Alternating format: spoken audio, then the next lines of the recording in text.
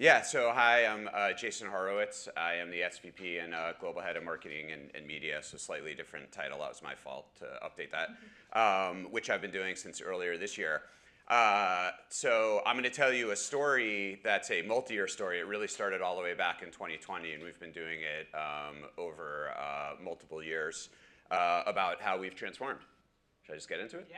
All right, cool. So I'll start here, which is our kind of corporate strategy overview. So this is like one of the slides that's in the deck that our CEO and our CFO have when they do like our quarterly earnings, just to kind of set the context. And obviously everyone knows us historically as a toy company, but really part of the journey that we're on from a macro standpoint is we've really repositioned ourselves as an IP-driven toy business with entertainment offerings. And obviously I'll touch upon Barbie for a second. But the reason why I wanted to share this is Evolve Demand Creation is now on our corporate roadmap, and that's really what I'm responsible for. And demand creation is what we call kind of our marketing and our content that drives interest in our brands and our products. And actually, before I get into it, one of the things that I found as a marketer for what Erin described as our iconic brands is we're trying to figure out how to position them and reposition them for growth in the future. It's been really helpful to go back to our origin stories. So years ago, I had the opportunity and I was tasked with figuring out how to drive growth in Hot Wheels. And Hot Wheels was really interesting because it's a brand that everyone loves, including Erin's daughter, I learned last night. Everyone loves or likes it and no one dislikes it, really. And that's actually a pretty interesting thing from a marketer to figure out how do you grow from there. And that's not what this presentation is about, but what I found is I went back to the origin story and said, okay, what was it that people loved about this brand when it was launched that made it a huge hit? And then how do I reflect that in a way that's aligned with what are the things that people are thinking about in society today, right? And when you think writ large for Mattel, there's a really cool origin story as well. So you can see in this picture here, Mattel was founded in a garage right at the end of World War II in Southern California, about a couple hours south from here. So like I say, we were actually the original California garage startup before that happened up in Silicon Valley, right? And our founders are here, Ruth and Elliot Handler, with, of course, Walt Disney in the middle there. And those of you, how many of you saw the Barbie movie, by the way? Okay, so almost everyone. So Ruth Handler was a character in the movie, and that's real. So Ruth and her husband, Elliot, really did found the company. And what's super cool, I think, for a couple is Ruth invented Barbie in the late 50s, and then Elliot invented Hot Wheels in the late 60s. So that's pretty cool. But the reason why I want to share this is because we have this history of making bold choices and innovating, which is Ruth and Elliot said, you know what, in the mid-50s, they're like, we're going to do this really risky thing. We're going to take our entire marketing budget for the year, and we're going to put it in sponsoring this new thing, TV, and this new thing is a kids' TV show. And they sponsored the Mickey Mouse Clubhouse. I also often wonder from a media standpoint, like what was the reach of that show versus your target audience back then, right? Could have been like 90% or something like that. But anyway, so they sponsored the Mickey Mouse Clubhouse. That was a huge hit, and then that really propelled us from there into becoming like the world's largest toy company. And we really were always a leader in marketing, and then also really built up global distribution, right? And then I think that continues right up until recently with when our new CEO, Anand, came on a number of years ago. He tells this great story how literally within his first week, he was like, okay, I want to make like a movie and I want to make great content. What's going to be the hardest one to figure out how to make a movie? Barbie. What's the hardest way to do it? Let's do it in live action, right? And he reached out to Margot Robbie within his first week, and then eventually they got Greta Gerwig. I could give a whole presentation on this, of course, but they made really bold creative choices in that movie, right? In terms of both how Mattel was handled, how our CEO was characterized as a buffoon, right? And that whole thing, which leads us to our transformation. So 3 things really quickly we go through is media evolution, how we've been approaching that, our marketing transformation, which I kicked off right around COVID, and then integrated marketing communications, which is a restructure that we did earlier this year, right? And from a media standpoint, we all know this, but I pulled in just a couple slides that I thought best explain it from our perspective, right? So you can see here is the kid cable ratings, really a complete collapse. If you look at the chart on the left, the ratings have gone from an average show, right, from 2.45 all the way down to 0.14 in 2023, right? So I always I started out in marketing before I had the opportunity to lead media, so I try to think, okay, how do you turn the media metrics into things that marketers can understand, right? And when you look at the right of the slide, 970,000 kids used to watch the average show. Now 52,000 kids watch the average show in 2023. To put that in context for us, like many of your companies, as you know, Hot Wheels and Barbie are pretty ubiquitously distributed. So we estimate we're in over 100,000 doors with Barbie or Hot Wheels at every given time in this country. So think of how do you market when half as many people as the literal distribution you have is a challenge, right? But what's interesting is, kids still watch a lot of TV. It's just changed where they watch TV, right? And what this chart on the right shows is that, it's much more internet-connected devices. What you could see in those percentages in the bottom is the percent of kids using TV in every given moment is pretty steady, but it's really shifted to the things over on the right. So it's YouTube main, it's Netflix, it's Disney. Of course, there would be a similar pattern here with slightly different where adults are consuming, right? And what that's led to for us that really drove this need to transform is a huge increase in the media partners required just in order to plan and buy, right? So you can see here in linear how that shrunk a little bit, but in orange you have the number of partners we have to buy from on YouTube just to try to get that reach back. In green you have in streaming the number of partners we have to buy from, and then gaming, which we weren't even advertising in, and by that I mean like mobile gaming and online gaming for kids, a huge increase in partners here. So that's just created a huge amount of complexity in terms of strategy, but also even asset creation, right? The amount of assets that you need in order to market in this way has really ballooned. So from a media standpoint, we've dramatically changed our approach. And we've had a major increase in digital, of course, a big increase in adult. And I was explaining yesterday what's interesting about that. Traditionally, in the kid marketplace, if the kid's old enough to ask for something, you would have tried to connect directly with that kid, and then we would only market to parents on brands where the kids are too young, like preschool brands like Fisher-Price. But that's changed with what's gone on with media. And we've had to do a lot of work behind the scenes on things like coming up with our own methodology to try to calculate reach.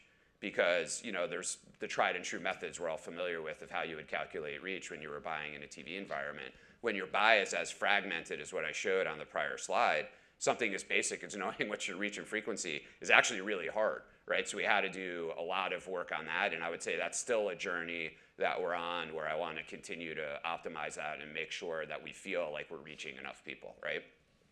On pushing the industry forward, there's some other things we've really had to do, like kid programmatic buying as the marketplace has shifted dramatically, right? All of kind of those tools weren't in place and not all of the advertisers wanted to sell that way. So that's been really important. A lot of things we have to do in kid contextual targeting because of all of the regulations with kids under 13, there's no PII, so you have to really target in a contextual compliant way. We take that very seriously, which I'm proud about. Like we don't market at all to kids on social media platforms that are supposed to be 13 plus.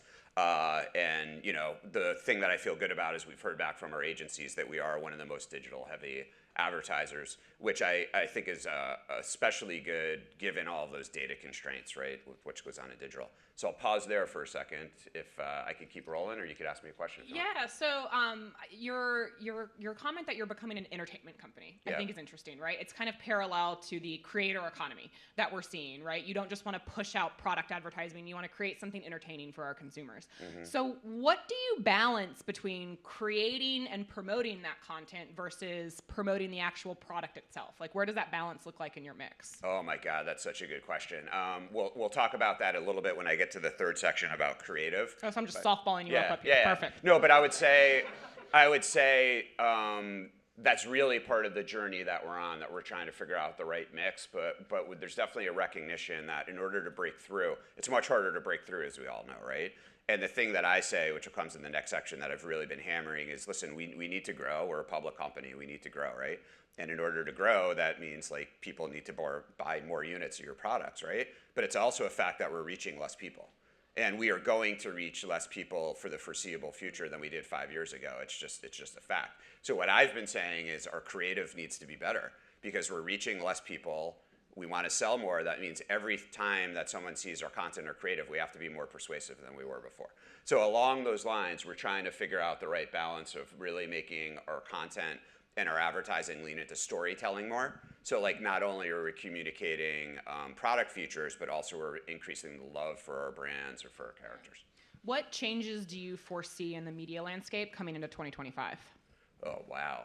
I think the thing that is a bright shoot, I guess, if you will, is that it seems like slowly that people are, and the streamers themselves are leaning more into advertising, right? That they're trying to push to grow their revenue. They're trying to push it to more services where people pay less and get advertising. So if that grows in scale, that'll make it easier for us over time. Now, there's some challenges there, specifically as it relates to the kids market, but most of you probably aren't focused there, where as of right now, Netflix and Amazon Prime aren't selling any advertising for kids because there's a lot of work in the back end you have to do to be data compliant. But I think that's one thing that's going to be really exciting. Yeah. Okay, so you've set the stage for where media is. So then what have you guys done internally to adapt to this new landscape? It's like you read the slide for me. It's Perfect. like we prepared. All right. So now we went into what I call marketing transformation 1.0, right?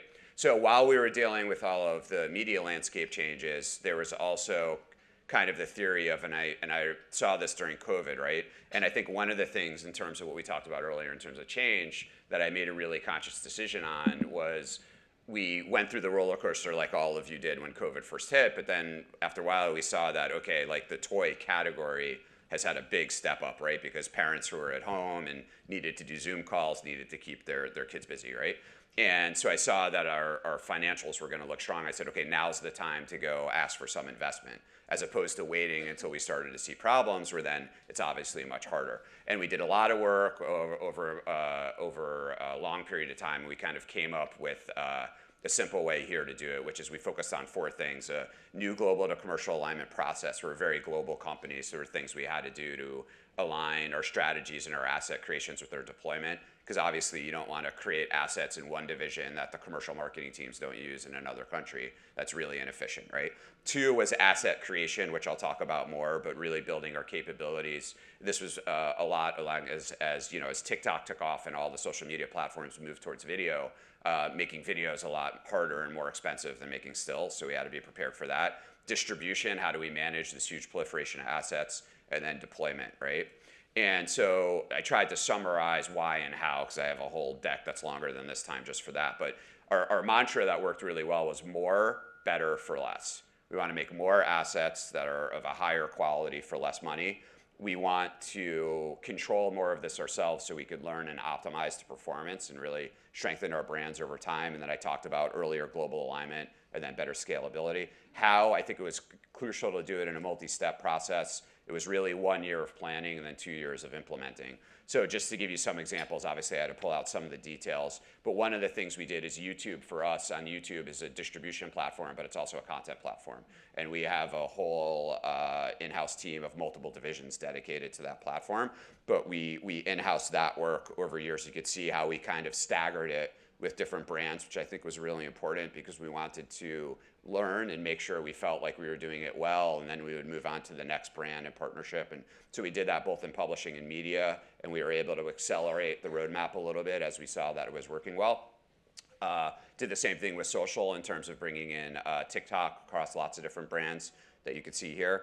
And what was great is as we in-housed this creative work, really, and production work, we had amazing results. So we had a 94% increase in paid watch time on YouTube, 51% increase in YouTube publishing. You could see we increased our organic reach there. So we improved performance and cost.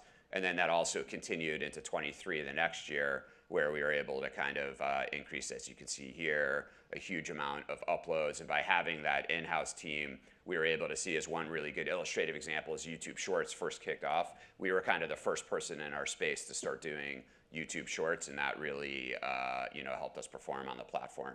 So the results were great. We got in 2023, we had over 6 billion views of our own YouTube content that we published ourselves. So that's not UGC or anything else like that. The thing that I'm really proud of that I thought was awesome is once we decided, okay, we have to have a production capability to do social video, Ad Age in 2023 had like the top 5 brands you should be watching, and 2 of them were ours with Barbie as well as Uno. So if you haven't checked out Uno, we have great Uno TikTok videos, which shows the power. It shows the power, though, of having really good marketers and making sure you're bringing in talent. That's some junior marketers who just had really good ideas that were authentic to the platform. And, we get 35 million views on some of those posted organically. I have to know, what is good Uno content on TikTok? I'll give you a great example. So he does one where it's a first person where they're like playing Uno. and then he throws down like a draw 1,000 card. So we make up like not real cards, that kind of mess with the way that people play, and then so then that gets everyone talking. Now, do you then put those same TikToks on Instagram 2 weeks later for the elder millennials who aren't on TikTok to watch that? Yes. Right? Yeah. We do try to scale our assets across stuff, and then the social followers. So you moved those 3 channels in-house: YouTube Media, YouTube Publishing, and social media. Why did you prioritize those 3, and do you have plans to expand?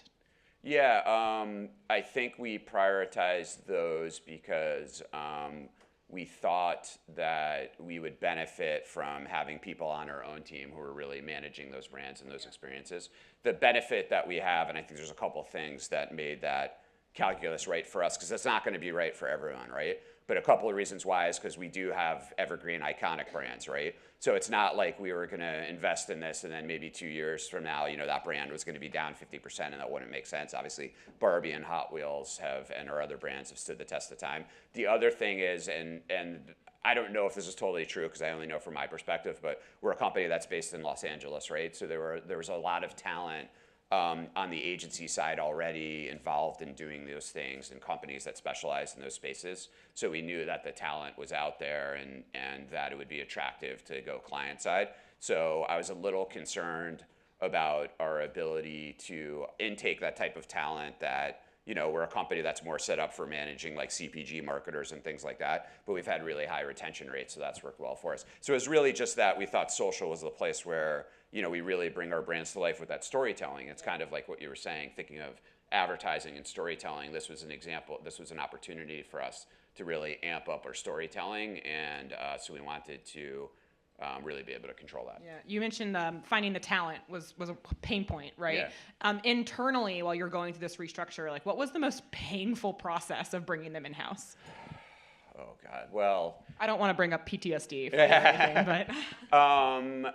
Well, certainly, you have to go through the corporate milestones of, building the good decks that make the arguments of why you're doing this and what you're going to accomplish in order to unlock the budget to hire people full time.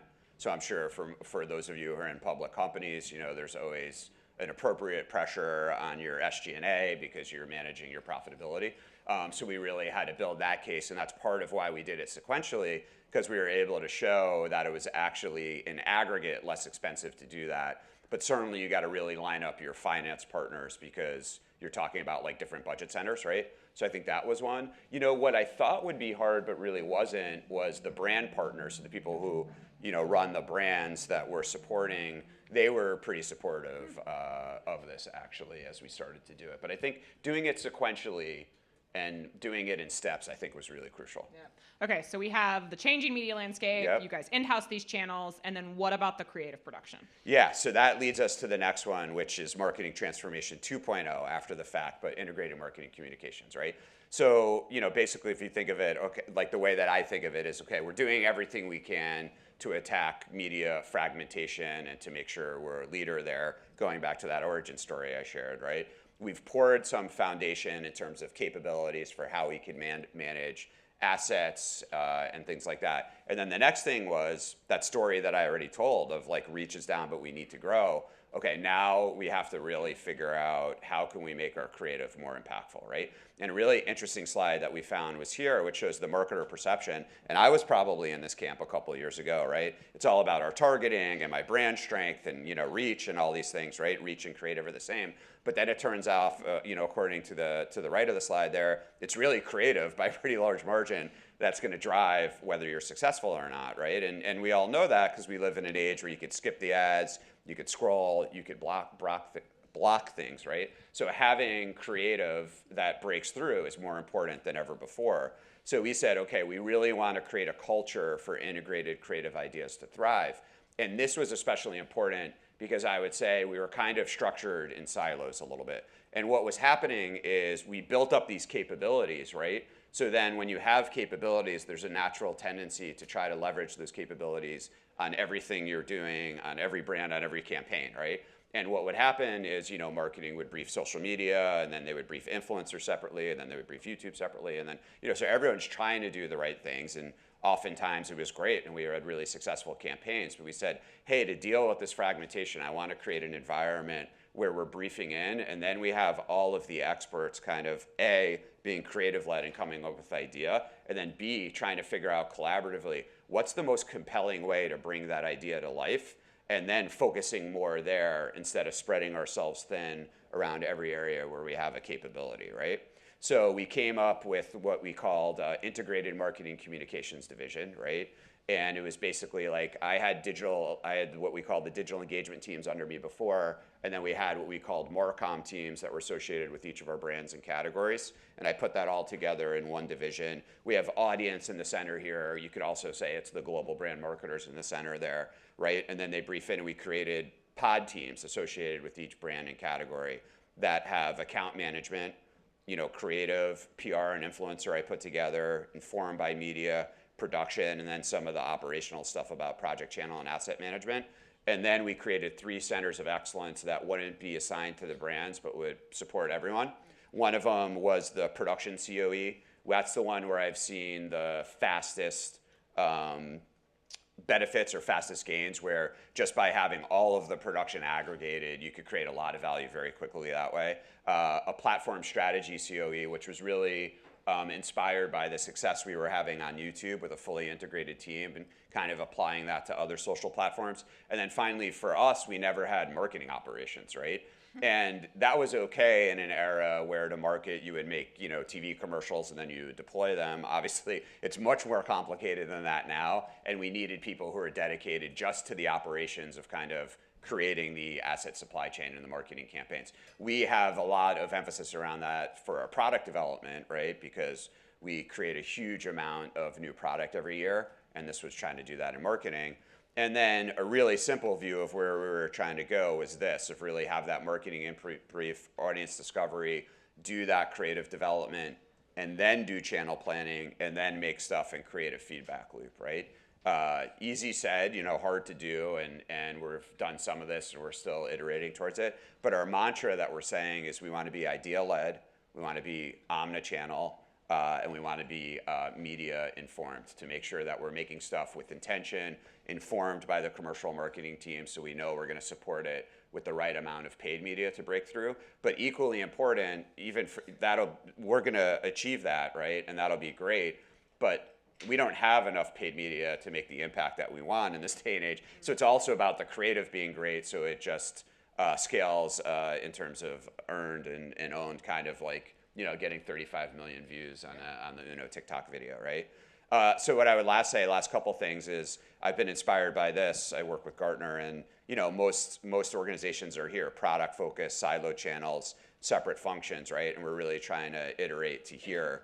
Where we're omnichannel, functionally integrated, personalized and contextual, I think is something where we'll have to figure out for our company. Most of our sales are happening at retail, so we don't have the conversion data, so we're not a D2C company. So we'll have to figure out what should personalized and contextual look like for us, where the investment and the cost in figuring that out, you're clear you get a positive ROI. But obviously we want to move in that direction and figure out the right way. And I think last couple things is that so we announced this in April, I already have gone to the next phase of it.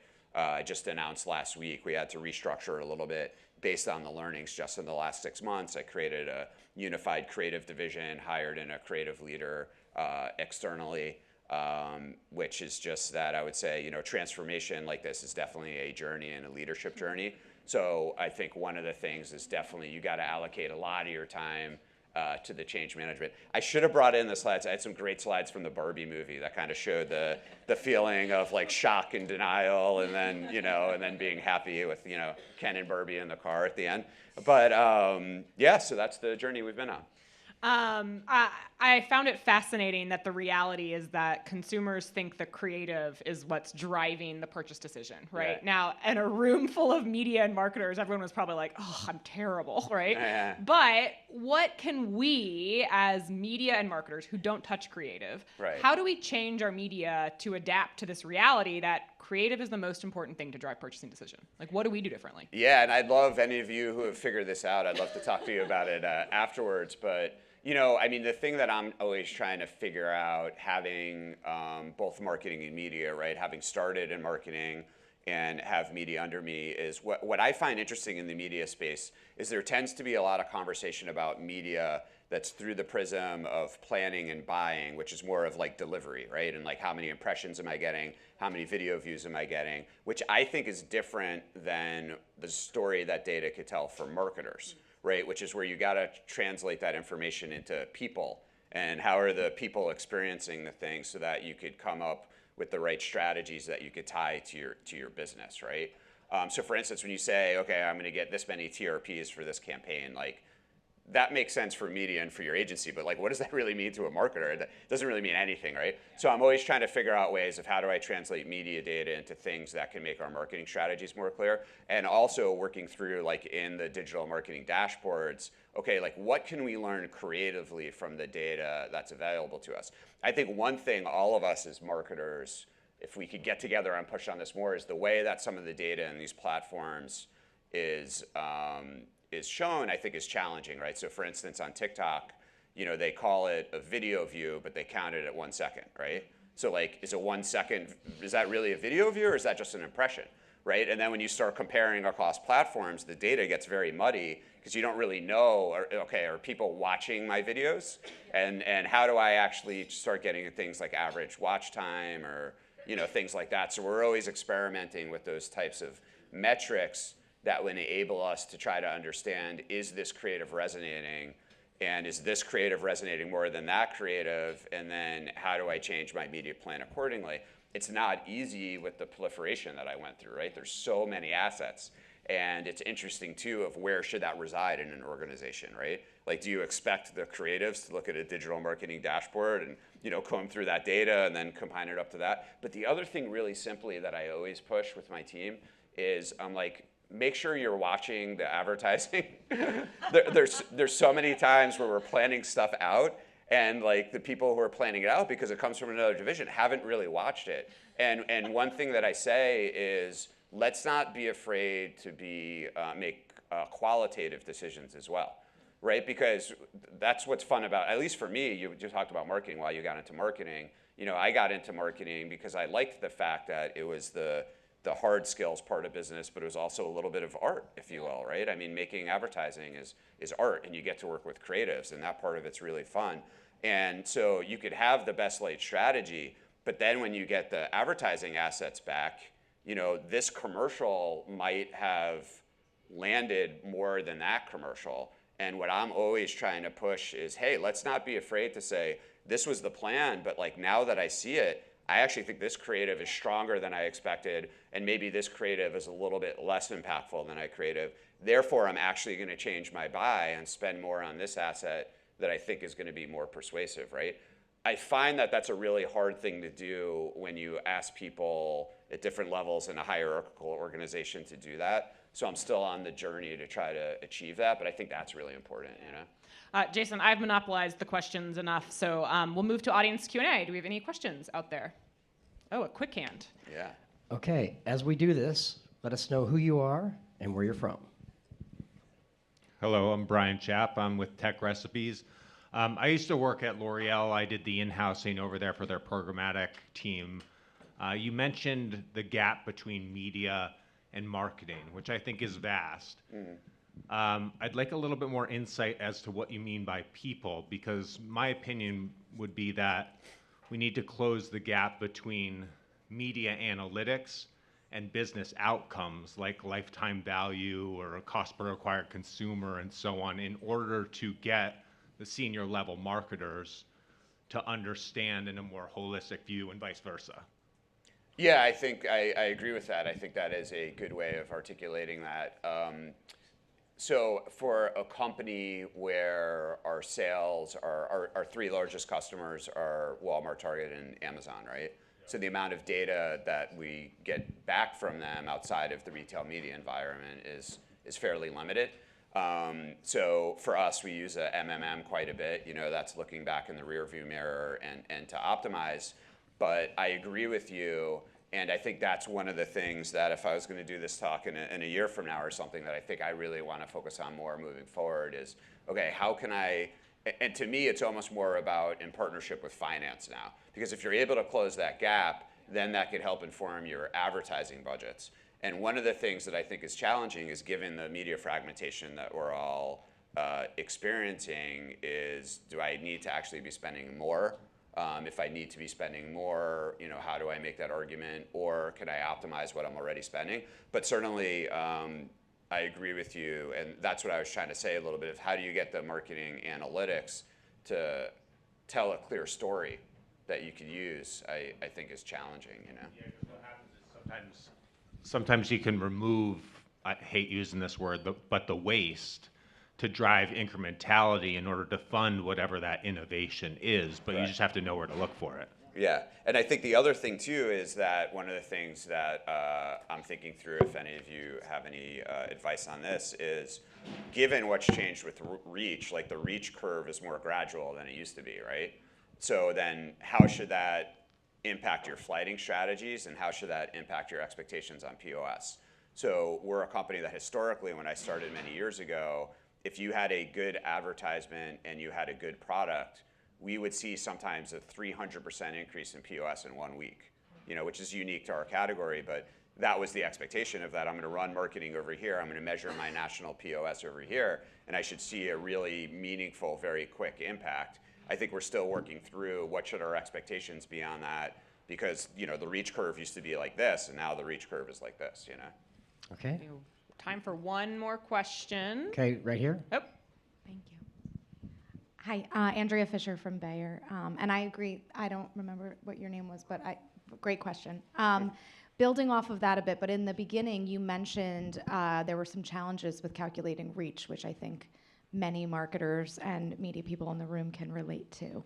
Can you talk a little bit more about how you tackled measuring or how you currently tackle measuring your reach against the very fragmented landscape and how you kind of go about that as it relates to measurement too and the impact? Yeah, so in the US, what we did is our agency Spark, who's a part of Publicis, and we basically just our leader of media said, hey, we have to come up with our own math approach, towards calculating reach, and that's basically what they did. They just kind of came up with their own methodology for the way it was explained to me, like reach calculations are just probability, right?